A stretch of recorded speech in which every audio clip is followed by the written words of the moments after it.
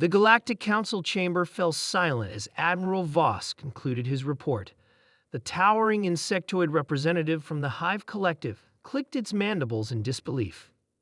Impossible, it chittered. No species could evolve on such a planet. Voss, a seasoned veteran of the Galactic Exploration Corps, simply gestured to the holographic display.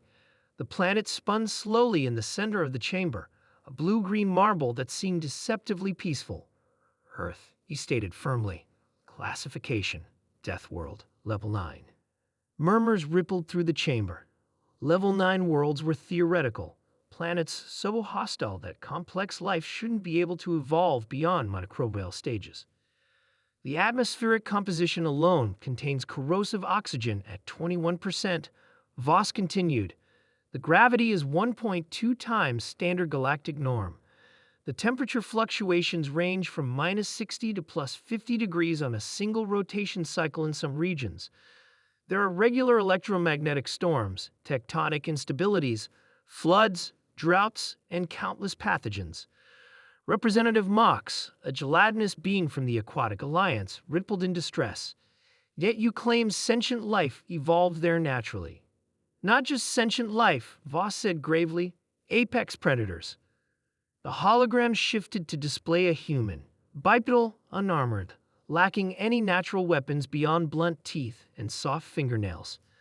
They'd appear unimpressive, noted the crystalline delegate from the Silicon Confederation. Where are their defensive structures? Their natural weapons. Voss tapped his datapad, and the hologram began to play footage. Humans running across vast distances, sweating to regulate their temperature in ways that would kill most species. Humans diving into crushing oceanic depths. Humans surviving catastrophic injuries that would be fatal to any council species. They call themselves humans, Voss explained. Their endurance exceeds any known species. They can pursue prey until it collapses from exhaustion, a hunting technique they call persistence hunting. They can survive partial organ failure. They can adapt to almost any environment on their planet, from frozen tundra to scorching deserts.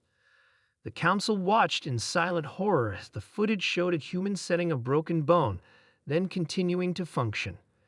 Their pain threshold is extraordinary, Voss added.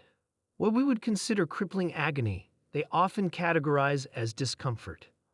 What of their technology? Asked the mechanical representative of the synthetic collective. Primitive, but advancing at an unprecedented rate. They went from basic flight to landing on their moon in under 70 years. They've split the atom, they've mapped their own genome, and they've done all this while constantly at war with themselves. The chamber erupted in alarmed conversation. At war with themselves? Voss nodded grimly. They're territorial and tribal by nature. Their recorded history is essentially an unbroken series of conflicts. They fight over resources, ideology, territory, sometimes simply to test their martial prowess. Recommendation? The elder council member's voice cut through the noise. Quarantine, Voss replied without hesitation. Full orbital blockade, no contact. Too late for that. Came a new voice from the entrance of the chamber. The council turned to see Lieutenant K, Voss's second in command, limping into the chamber. Her uniform was torn, and green blood seeped from a wound on her arm. Our observation post was compromised, she reported. They detected our cloaking field when it interfered with something they call radio astronomy. They sent a team to investigate, and, Voss prompted, though his expression suggested he already knew the answer. We were discovered by 3 humans. We had a full security team of 12. Standard containment protocol was initiated. Kay paused, her voice faltering. They killed everyone except me. I escaped during the confusion. The chamber descended into chaos. How? How could 3 primitives overwhelm 12 of our elite security forces? Demanded the Hive representative. Kay's expression was haunted. They adapted. The first human fell to our stun weapons, but the others, they watched and learned. They used the environment against us, setting fires to confuse our thermal sensors, creating crude weapons from the natural resources around them. One of them was severely injured, but continued fighting regardless. Lieutenant, Voss said quietly, did they follow you? Before Kay could answer, The chamber's security alert blared. On the external monitors, a crude Earth vessel was docking with the Council station. "They tracked my ship," Kay whispered.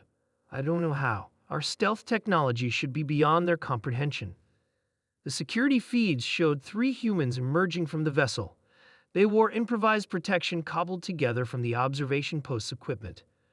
One limped heavily. Another had a crude bandage around their head.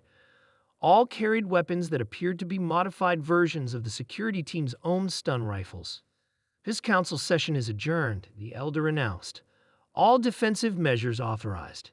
Containment priority alpha." But even as security teams mobilized, Voss knew it might already be too late. The humans had tasted the stars now. They had seen what lay beyond their world.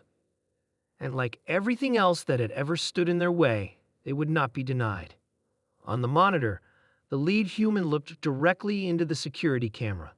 There was no malice in those alien eyes, only the unwavering determination of a species that had evolved on a world that tried to kill them every day of their existence.